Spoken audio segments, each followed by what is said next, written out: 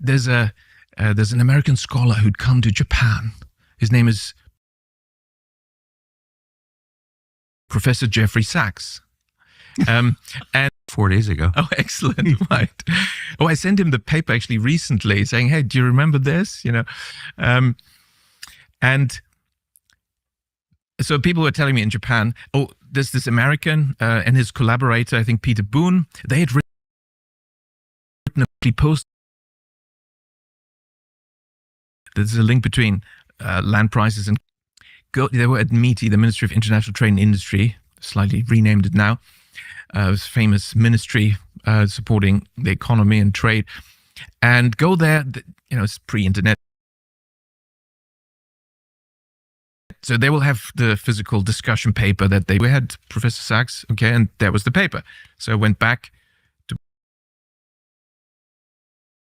my research institute at the Development Bank, and because I was just a young researcher, I just slightly modify that, and I'm okay. I don't need to rediscover the wheel or come up with a great insight.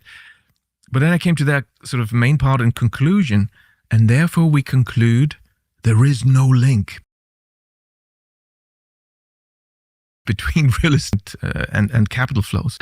So at that point, I was really in trouble, and I needed divine intervention. Because, humanly, it was impossible to make this link. And all the experts were saying there's no link. But there was a link. And when I understood that, I knew exactly what data to get. Now, what Professor Sachs and Peter Boone were arguing was that, you see, if you're a Japanese landowner, you own this super expensive real estate. And now you figure out it's probably better if a buy. Which they did. So let's do it. They were arguing, well, they would have to sell the land. Now, who's going to buy Japanese land? And it was true that foreigners were not buying Japanese land. It was totally overpriced. No foreigner would buy Japanese land. So only other Japanese would buy it. But that means the money stays in Japan. And that means there's no link. So that was their argument, you see. But I realized that's not how it works, because I'd spoken to a lot of practitioners. That's not how it works.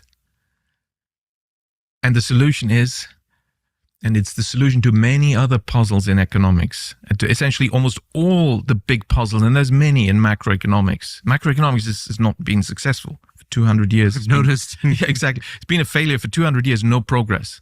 And that's actually official. There's a study in the what's it called?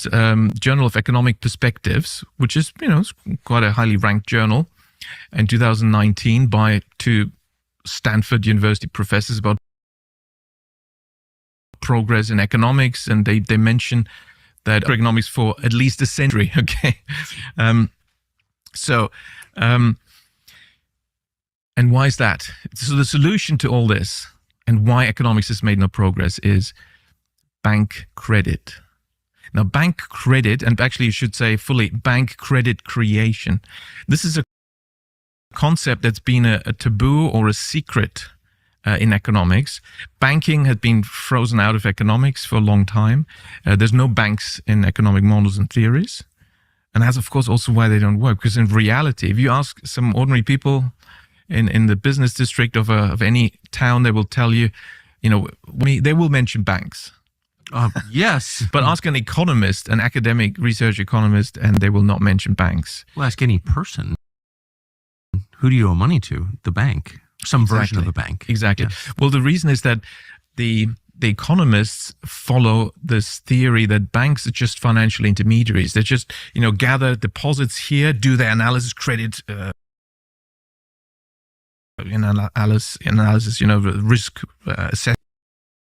The funds and invest. Okay. Right. They just take a percentage. They're a pass-through. So they're intermediaries. Yes. But that's wrong. That's not what they are.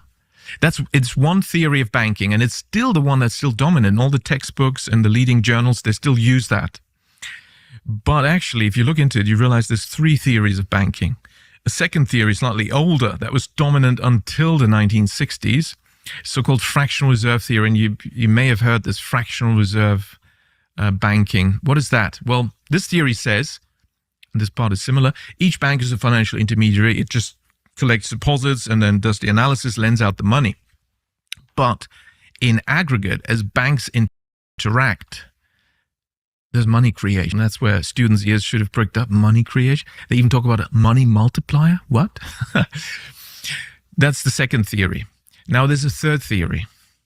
And that one had been made out to be a wacky conspiracy theory. Oh. But it is the one that was more or less quite widely known until about a century ago.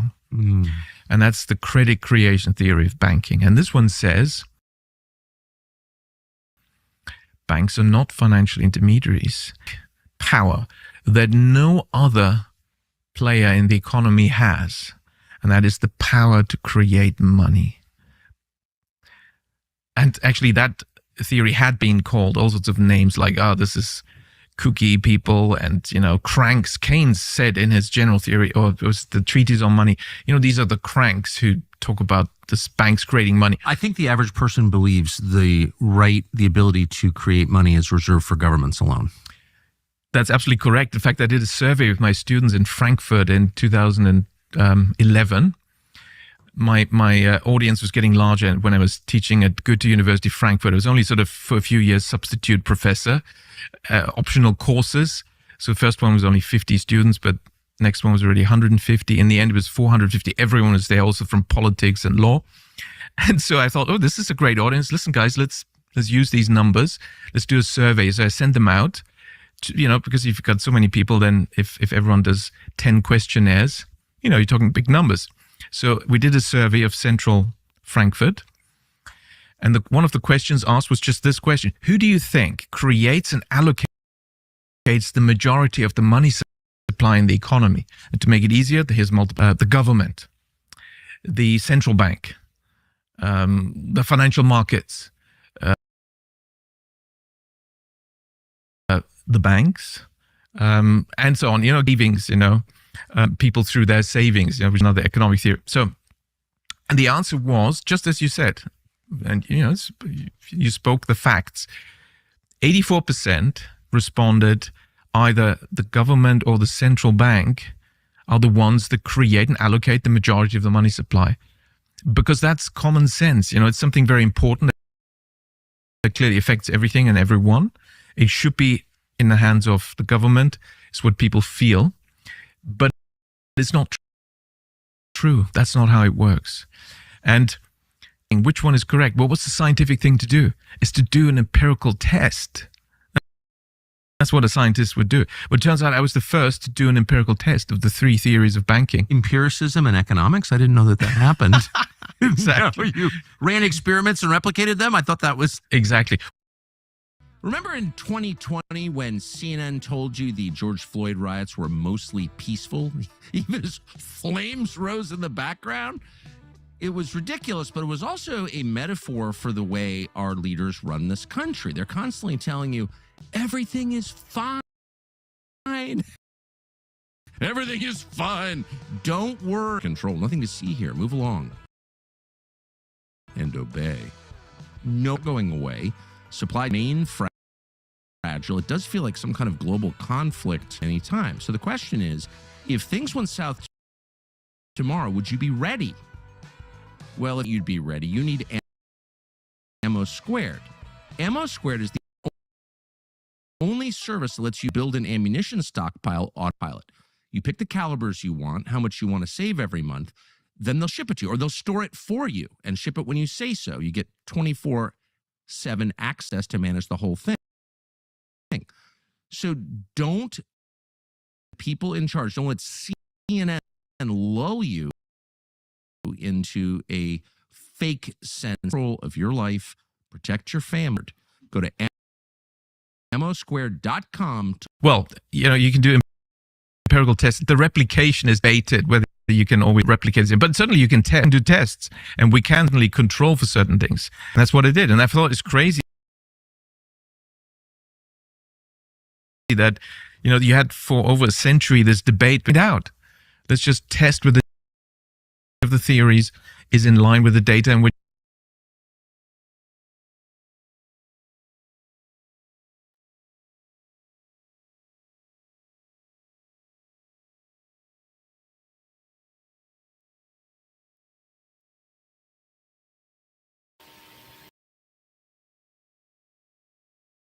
So yeah, I just grabbed a little snippet that was talked about and what was being discussed.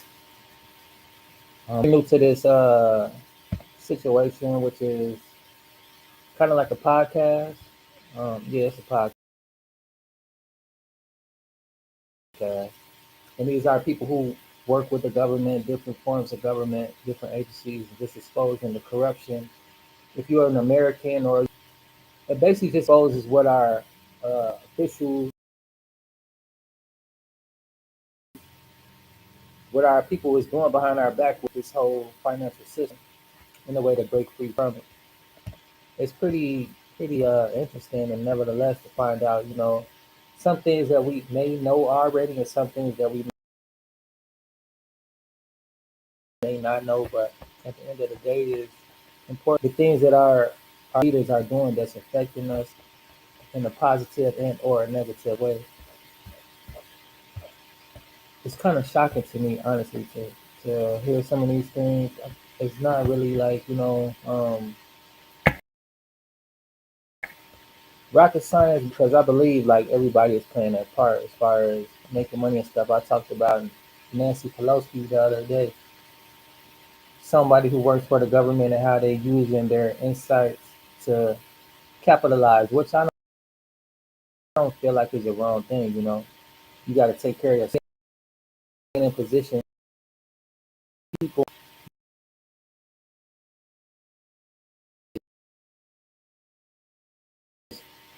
the banks, you put your money in the bank and you need your money, and when you go to grab your money, it's not there because they're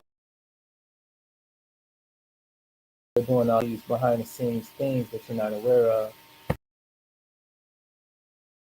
Where it breaks down a little bit more of what's going on. Then I'll show you guys some to create your own streams of income.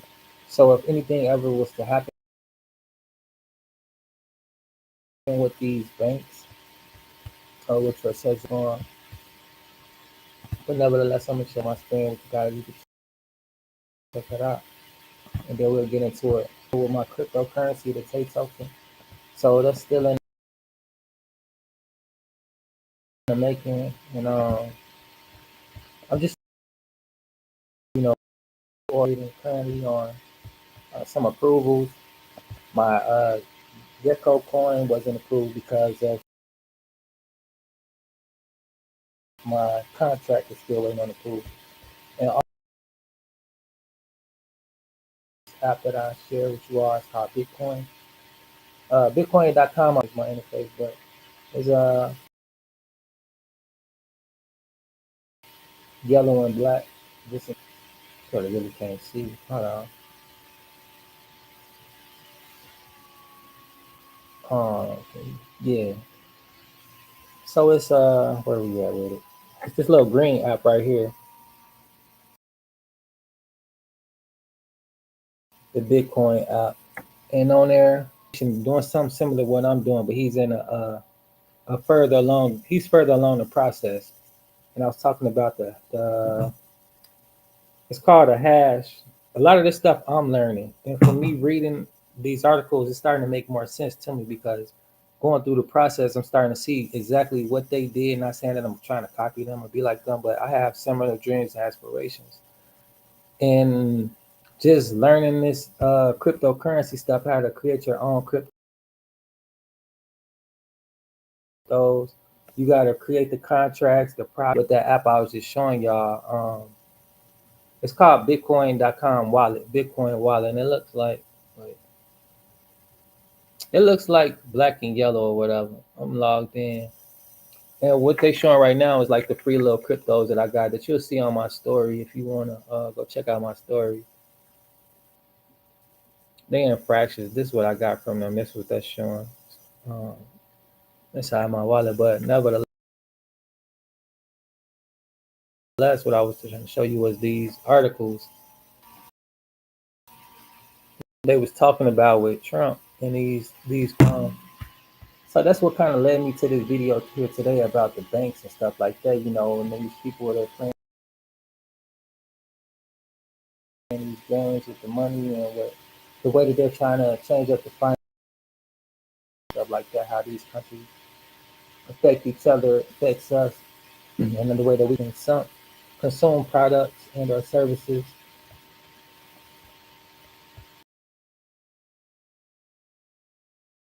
It was like, wow, they got a major money move. The Epstein files and the list and all that type of stuff. It's just really like a direction they're going with the currency, with finances. I like to keep an eye on the finances. Always be a change in life, whether you want it to be or not. And you want to be prepared for these changes so that you can benefit.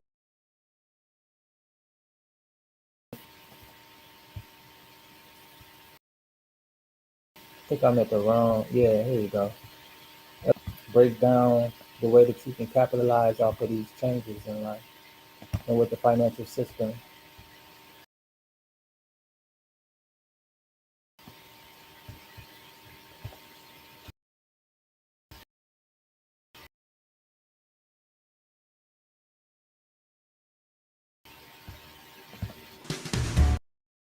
This week, Epstein, a scandal that even and paralyzing Congress with no end in sight. Next.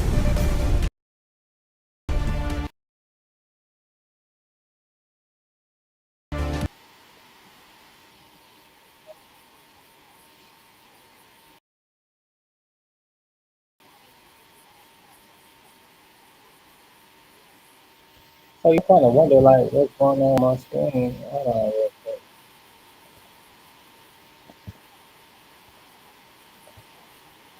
They playing commercials anyway, so you got a little second, but I ain't gonna hold y'all. I don't even know how to do that.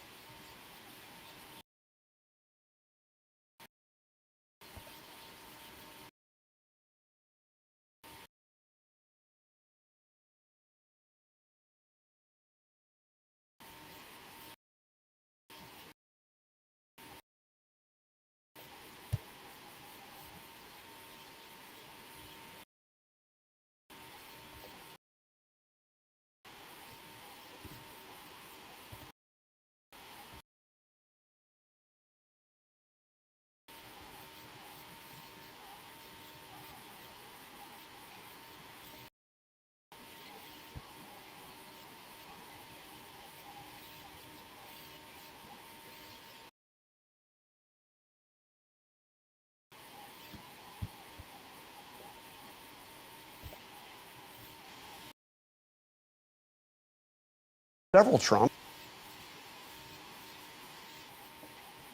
between West Palm Beach and Teterboro in New York and one to DC. I think his name appeared 4 or 5 times already in what were in the so-called Epstein files that were released by DOJ. Look, keep bizarre paradox. Really are desperate to escape this scandal. They keep General Todd Blanche just spent 2 days in Florida with Maxwell. What's the calculus? I mean, if you thought this was an insignificant story and didn't want to pay any attention to it, then you ignore it.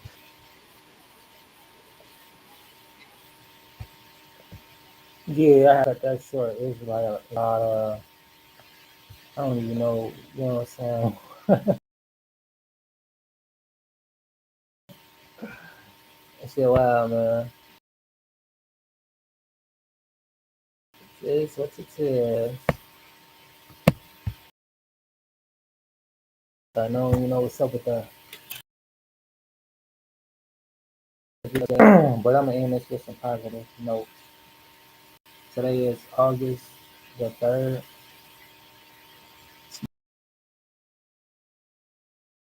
Money's kind of moving along.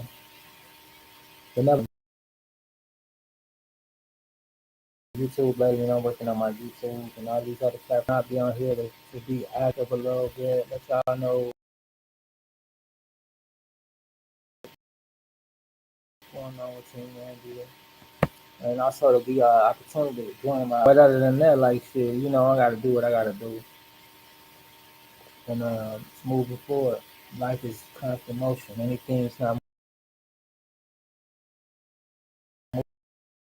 moving is dead. Bring me the sacrifice of your time. Few of my children take time to sit quietly in my presence. But for those of you who do, blessings flow like streams of living water. I ain't the one whom all blessings flow and blessed by our time together. This is a deep mystery. Do not try to fathom it. Instead, glorify me by delighting in me. Enjoy me now and forever. Psalms chapter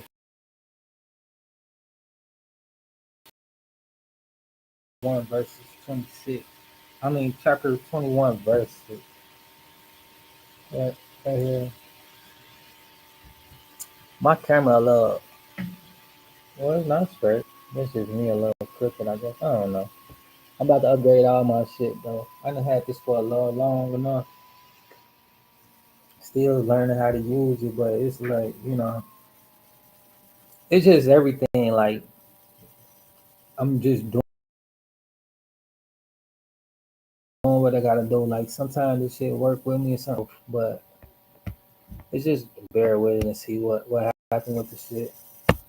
Like I said, I'm gonna redo everything. I'm gonna just put the video out there. Y'all can check it out and get the information you need. And then this is for today, August 3rd, 2025. Watch your words diligently. Words have such great power to bless or to wound.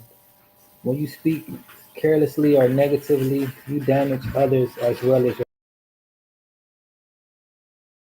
yourself. This ability to granted only to those I created in my image. You need help in wielding this mighty power responsibly. Though the world applauds quick written reports, my instructions about communication are quite different. Be quick to listen, slow to speak, and slow to become angry. Ask my spirit to help you whenever you speak. I have trained you to pray. Help me, Holy Spirit, before answering the phone. And you have seen the benefits of this discussion with people around you. If you are silent, pray before speaking to them. If they are talking, pray before responding. There are split-second prayers, but they put you in touch with my presence. In this way, your speaking comes under the control of my spirit. As positive speech patterns replace your negative ones, the increase in your joy will amaze you. Proverbs 12 and 18.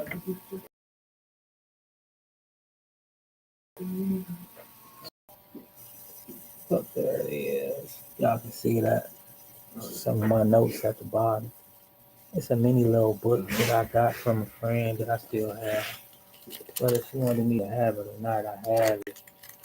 I figure if you leave something like this behind, you didn't want it. And I definitely do read. I have a lot of little books, but this is one for the whole year. The ones that I do have is for 3 months at a time this season. They're called Daily Bread.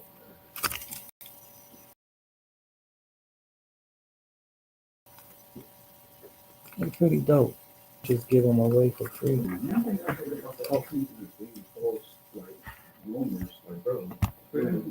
gonna try to play this one time. If it work, it work. If not, then you know what it is. I'll be back and posting a full video with everything.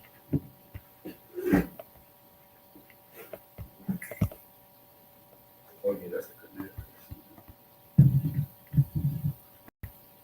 You know, the get, they get sold to Boston.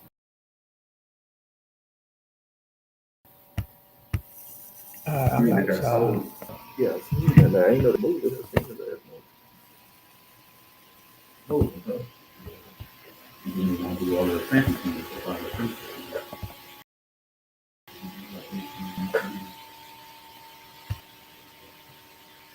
All right, here we go.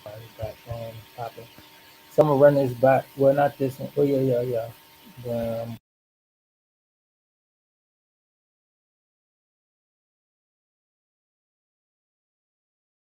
For 2 full days to meet with Ghislaine Maxwell for sex trafficking, extraordinary development. And when other case do you see like that? And it's not just that, Frank. When you think about it, the Times had a great story about all resources that have gone into this, reviewing these files, saying hundreds. I am told it's actually about 1,000 personnel from the FBI and the DOJ. 1,000 personnel. 1,000 people at the FBI and DOJ have been working to review these files for a matter of months. People doing before they were tasked with this assignment. Terrorism cases, they are now, a significant part of the manpower of our National Security Division has been spent looking at these files. A biography of Trump. Can you help me understand? There's no evidence that there's anything revelatory. Why, if he's innocent, does he act so guilty all the time? We've seen that on other occasions too, right? The Mueller investigation found no proof of Russia, and yet he seemed to act like there was one, right? He seemed to act very close to Russia, very admiring of wrong, and by firing people like Jim Comey back in his first term, you act like you've done something wrong, you're trying to cover it up. And so, yeah, he is his own worst enemy in this way. He brings like he's trying to hide something by denying the obvious right there. As Jonathan said, it's already out there. It's not a mystery because, again, we already knew he was a friend of Epstein's, and yet he that way. But I think it's part of his, his habit is to deny, even provable truths. It's just never DNA to admit, much less acknowledge. Or well, I think it's from his father. I think his upbringing to something he was taught. You never ever give in, never give an inch, ever. You're a killer. Well,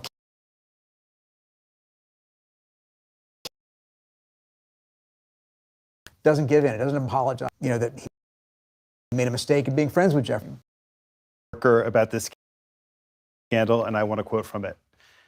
This scandal, then, is a revelation that Trump was an actual monster who exploited underage women, since it is not a revelation. The president lied to the American people, something he does with such a horrid man, and voted for him anyway. Now, between Trump and a favorite conspiracy, they may just the conspiracy theory. Of all the many Trump scandals, why is that seems to be the one that has gained traction and apparently tormented his base in the way. I think that's a really important question for us to be asking, Frank. If you think about it, in an administration where every day there's some new outrage or controversy,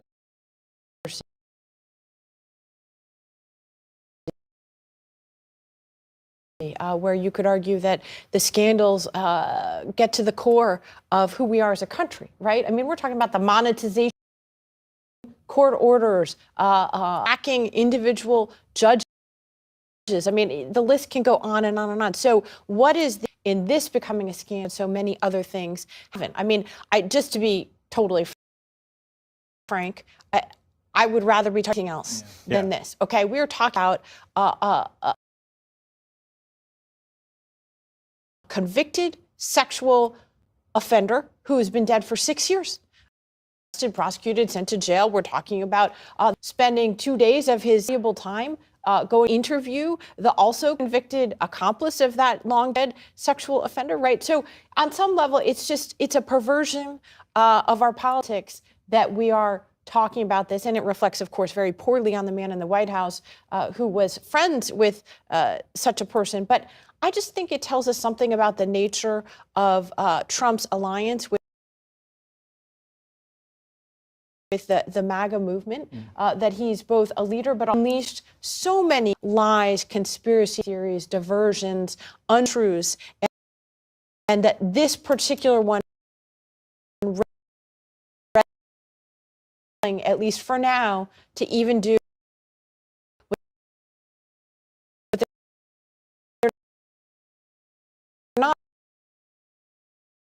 willing to do on any of the other many lies and conspiracy. I think it's quite interesting to wonder whether this is who stick with Donald Trump through the most outrageous untruths are demanding and want to give right now. And part of it is scandal. The Epstein/Trump of it all goes at the heart of kind of what it's about, which is powerful out of it, right? And usually Donald Trump is screwed, right? Usually Donald Trump is talking about how